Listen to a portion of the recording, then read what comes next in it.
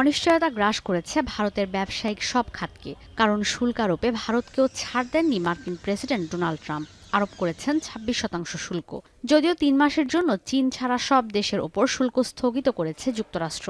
এরপরও শুল্ক কার্যকরের পর কি হবে সেই চিন্তার স্রোত ভর করেছে ভারতের বন্দর শহর সুরাটের ব্যবসায়ীদের মাঝে। বিশ্বে হীরা প্রক্রিয়াজাতকরণের হাব হিসেবে পরিচিত এই শহরের অলংকার তৈরি রফতানির সঙ্গে সংশ্লিষ্ট হাজার হাজার কর্মীর জীবনযাত্রা পড়তে পারে ঝুঁকির মুখে। हम ऐसे देखेंगे तो डायरेक्ट इफेक्ट तो अभी लग रहा है, क्योंकि सबसे बड़ा मार्केट अमेरिका है, तो और मेरा एक्सपोर्ट भी वहाँ सबसे बड़ा है।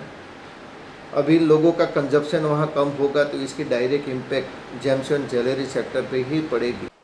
ভারতের গুজরাটের দ্বিতীয় বৃহত্তম শহর সুরাট প্রধানমন্ত্রী নরেন্দ্র মোদীর জন্মশহর, যেখানে বিশ্বের 80% রুক্ষ হীরা প্রক্রিয়াজাত করা হয়। বিশ্বে প্রস্তুত হওয়া 10টি হীরার মধ্যে 9টি ভারতে প্রক্রিয়াজাত হয়। এর মধ্যে যুক্তরাষ্ট্রই ভারতের অন্তত $1000 কোটি পলিশ করা হীরা কিনে নেয়। বার্ষিক হীরা আর অলংকার রফতানির যা 30%। 2023-24 অর্থবছরে বিশ্ববাজারে $3200 কোটি হীরা রফতানি করেছিল ভারত।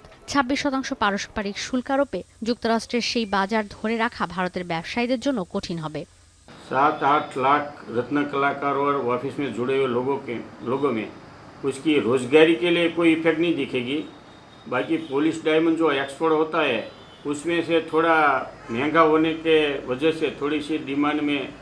শহরের হীরার এই মার্কেটে দৈনিক সমাগম হয় 10,000 ব্যাপারী ও দালালের। শুল্ক আরোপের পর বাজার পরিস্থিতি নিয়ে ভাবতে গিয়ে এখনই হিমশিম খাচ্ছেন ব্যবসায়ীরা। তবে যুক্তরাষ্ট্রে হীরা রফতানির পরিমাণ কমে গেলেও উন্মুক্ত হতে পারে চীন, মধ্যপ্রাচ্য আর ইউরোপের বাজার।